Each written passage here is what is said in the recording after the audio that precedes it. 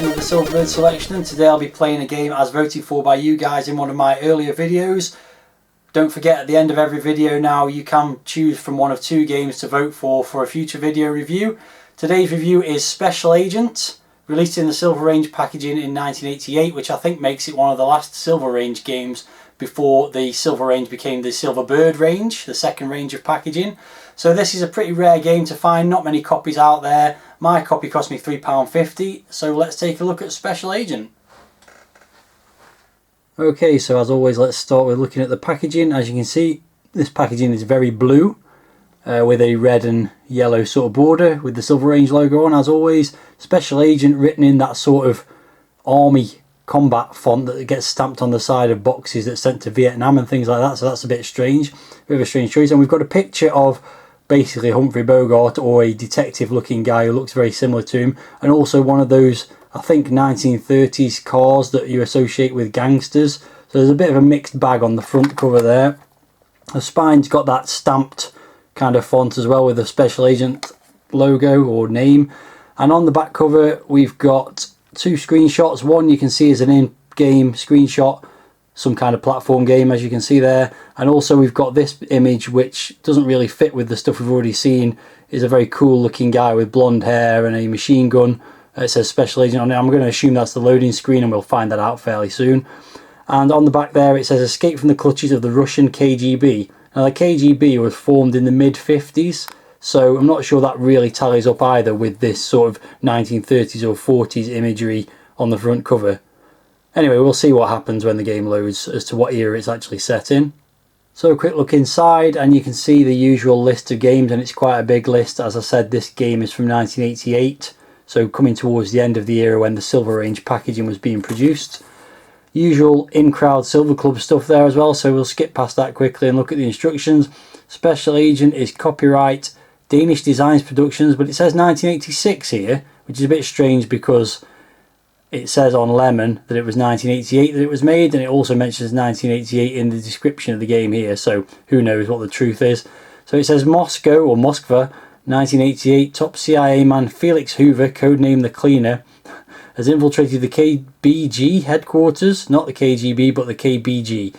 Okay, his mission is to steal the top secret blueprints of the Soviet spacecraft Suya 2. Felix, however, is discovered by the, I'm going to say KGB even though it says KBG, discovered by the KGB guards, and they're quickly on his trail. You should try and collect Western cash, which will help you escape. This is done by opening doors, of which there are a total of 75 between you and the escape key. So basically you've got to help Agent Hoover complete his task and escape safely. Some loading instructions there. Gameplay instructions have just got the joystick controls. There are 3 buildings which must be searched for information before Felix can return stateside, and then we've just got some scoring information at the bottom there as well. So a bit of a strange premise here, because this says it's 1988, but the front cover clearly makes it look like a 1930s or 40s spy game, so not really sure what's going on there. Here we can see the loading screen there, and it was that picture from off the back cover of the game, and it's really making tremendous use of Commodore brown in various shades here. Also got a bit of blonde hair on the guy. So he's got a waistcoat on, he's got blonde hair, he's got some very cool sunglasses, cigar in his mouth. It's a Special Agent in the top right corner. Top left corner it says 1986 by Danish Designs, so that does seem to suggest that the game was made in 1986. Perhaps it wasn't published until 1988 though. Not clear on that yet, but anyway, I mean, this guy is clearly not representing anyone from the 1950s or anything like that. He's very much an 80s action hero guy rather than a 1940s or 50s spy. So I'm still not really sure what era this game is supposed to be set in. We're getting very mixed signals from the packaging compared to the imagery on this loading screen and also the description of the game in the instructions. So we'll see when the game loads. Or maybe we won't.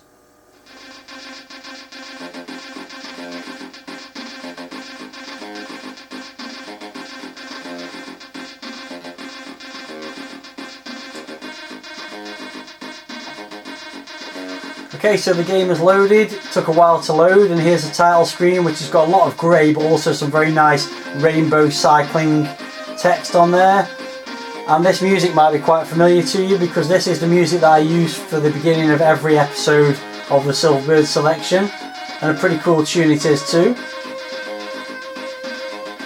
That's by Johannes Bjerregaard. I may have said his name wrong. Of DMC. I don't know what the DMC stands for. It's just described on the title screen here as JB. And as you can see, it says Special Agents is Danish Designs production, produced by Bo Nielsen and Per Madsen, and licensed by Firebird. And the high score is currently 0 because I haven't played the game yet.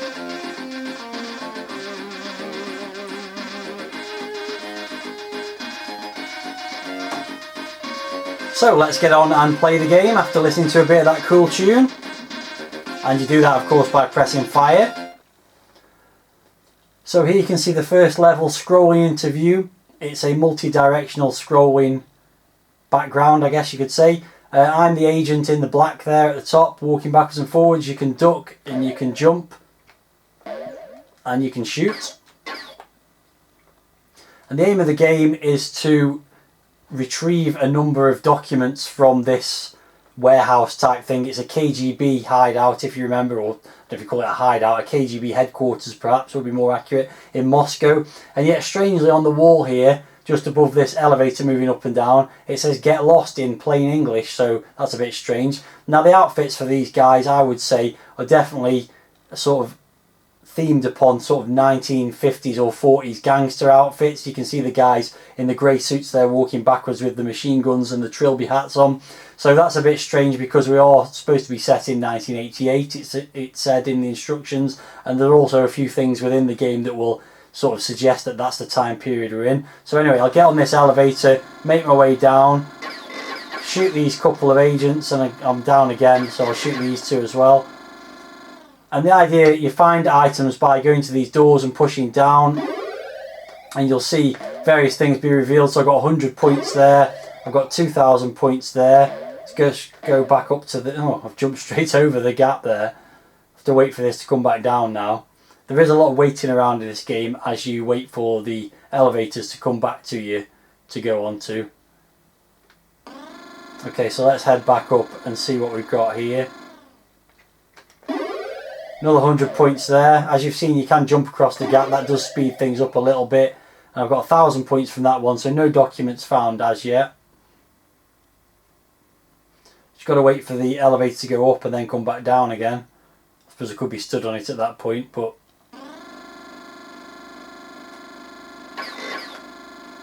You can drop off the elevator as long as you don't drop too far. If you drop too far, you'll lose a life by falling too far. Like if I dropped down there now, I would lose a life. So I can just jump across here and go to this one. That just said KGB on it. I don't really know what that means. I mean, I know what KGB means, but I don't know what it meant in the context of the game. Oops, I've fallen too far there now. Didn't quite step off quite right, and it's respawned me right back at the top, which is a bit annoying. There's a few glitches in this game, and one of them is that sometimes you'll think you're on the elevator platform and you're not, and then you'll fall too far and die. So that's a bit annoying at times. I think the closest approximation you could make in this game to a well-known game is probably Elevator Action. It's got some similarities to that for sure. So let's get on the elevator and go up to the top here. Walk across the top. Another 2,000 points there. 50 points. 2,000 and another KGB suitcase, whatever that means. So I'm up to 10,000 points without really getting too far into the game. So it's a fairly high scoring game. So I've just got to wait again for the platform to make its way up to the top here. So it's a pretty simplistic run and gun style platform exploration sort of thing. Not too exciting, it has to be said. There's another 100 points there. And another 100 points. Graphics are reasonably nice, nicely animated. The background graphics are quite nicely done. Although the English text scroll on the backdrops is a bit odd, given that we're supposed to be in Russia. Still no documents found so far. Just got to wait for this platform to come back down again.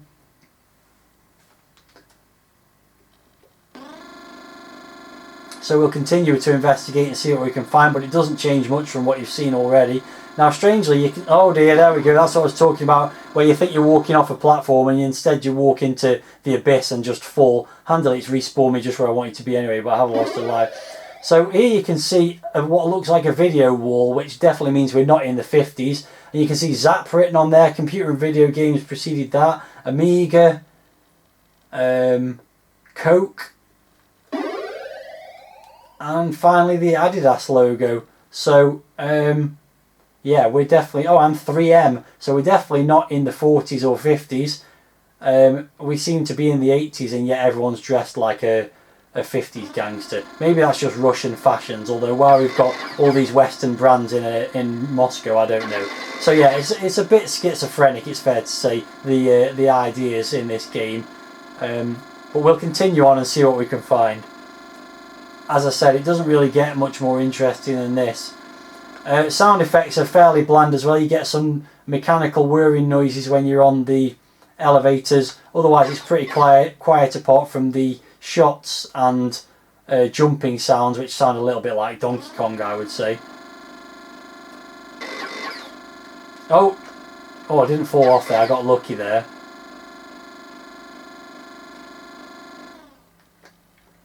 Generally speaking, the best approach is to try and walk off the elevators just before they reach the level that they're at, especially if the alternative is falling off. Still not a single enemy has fired at me yet. I don't know if that's a glitch or just luck, really. We'll find out as we progress more into the game. Oh yeah, I forgot I could have just jumped over there. So you can see a wanted poster with me on it. They put that up quickly, given I've only just arrived. Another video wall. Lots of places where you can just jump over the platforms, and it's easier to do that than wait for the elevator to come along most of the time. So let's head up here and see what we can see. Oh, there's a few doors up here, so we'll head up to the top here, see what we can find. No, fallen off there. I walked off there clearly. That is a bug. I mean, that is a proper glitch. You walk off the edge of an elevator, and just as the elevator's going down, it decides to throw you down the hole, basically. So that's annoying. Finally, I found one of the documents. But now I've got to wait for this elevator to come back up. So, yeah, as you've probably guessed, it's not the greatest of games. It's a bit boring. Walking around, waiting. Oh, there we go. There was a shot. Finally got killed. One of them shot me. And for some reason, it's respawned me back all the way up here, which means I've now got to navigate my way back around the bits that I've already done once. And I've fallen off again. I'm already losing the will to live with it a little bit, to be honest. And it's now respawned me right back at the top where I started. Now that's infuriating. So you might make quite good progress through the game, and then due to a couple of deaths, you end up right back where you started, which is a bit irritating. Just going to wait here, but I've only got one life left. I mean, I have progressed further into it on previous plays. I've got to say, it doesn't get any more interesting than it is now. Let's just take a ride on the elevator up and down a little bit. So I might try and carefully progress through and see if I can get any further, but it's not looking promising really.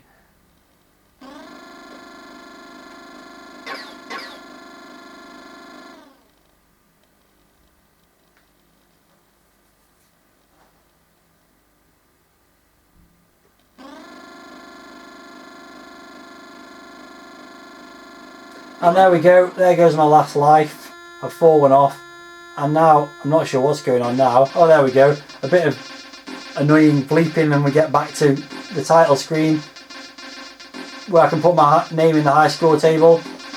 So I'll just do that. Oh, interestingly, you can only push down to cycle through the letters, you can't push up. So to get back to the M, because I went past the M, I've got to go all the way round pushing down. So that's not very good design either. The music is cool though on this title screen. Unfortunately there's not much in the way of sound effects within the game itself. So, oh, yeah, I'll just put an A in there. Oh, and now it's restarted the game for some reason. Oh, dearie me. That's quite annoying. So I'm just going to let the guy sit here. In fact, what I'm going to do is kill him off so we can listen to the title screen music. You don't need to watch that though, do you? Okay, so I'm back at the title screen with the cool music to do my review scores, but what you might notice is that my high scores disappeared, and the reason for that is that whilst trying to kill myself off in that last game, when I got back to the menu, when I got to the game over, the game crashed completely and just gave me a blank grey screen, so I've had to reload it. So that's not very good either. It's definitely a very glitchy game and not a particularly playable one either. So let's go through the review scores anyway. Packaging I'm going to give a 6. It's a bit muddled. You've got the sort of 1930s or 40s spy kind of branding on the front of it, but it's clearly not a game set in that era, so it's all a bit strange. So I'm going to give that a 6. Presentation is reasonably good, quite a nice screen here, very good music on the title screen, nice effects on the text as well. You've got high score as well, and the in-game presentation is quite good as well, so you've also got a nice loading screen, albeit very brown, so I'm going to give the presentation 7 out of 10. Graphics are pretty nice animation on the sprites, reasonable backgrounds, although it is very blue. I'm going to give the graphics a 7. The sound, well, this music is excellent. This music is 9 out of 10 music, but in-game sounds are quite boring. They're like 5 or 6 out of 10 at best. So I'm going to give it an overall score for sound of 7 out of 10. And finally, playability is fairly dull. Just moving around the levels, it's glitchy as well, falling off the elevators all the time is annoying. The respawn points are annoying as well, and the fact it's glitchy and the game can just crash at certain points as well. I'm only going to give it a 4 out of 10.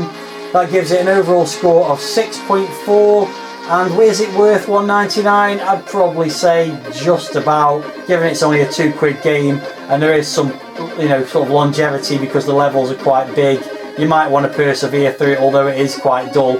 As a high score chasing game, there are quite big scores to be had in it, so that's reasonably good, I suppose. So I'm going to say just about yes for the worth $1.99. But overall, I'm not that impressed with it, even though from a technical perspective and the presentation wise, it's quite nice. It's actually quite a dull game. So there you go, that's my review of Special Agent. Let me know what you think about it in the comments if you've played it. And we'll move on to another game review soon. Right then, now it's time for you guys to help me choose another game to review in a future video. And just to remind you that the Prince, which lost against Special Agent, will go back in the pot for another shot. So that's in there somewhere, but let's pick out of the pot 2 more games and see what we get. So firstly, we've got Silu. And another shake. Up against Silu, we've got another game beginning with C, Code Hunter. So they're easy to find on the shelf. So Silu, first of all, crack the logic of the super maze and pass the ultimate test. And the description for Code Hunter: confused, vexed and frustrated. No, you will be. So there we go, those are the 2 options for you, Silu or Code Hunter. Let me know in the video comments which of those games you'd like me to play, and I'll play it in a future video if it wins. Thanks very much for watching this video. See you again soon.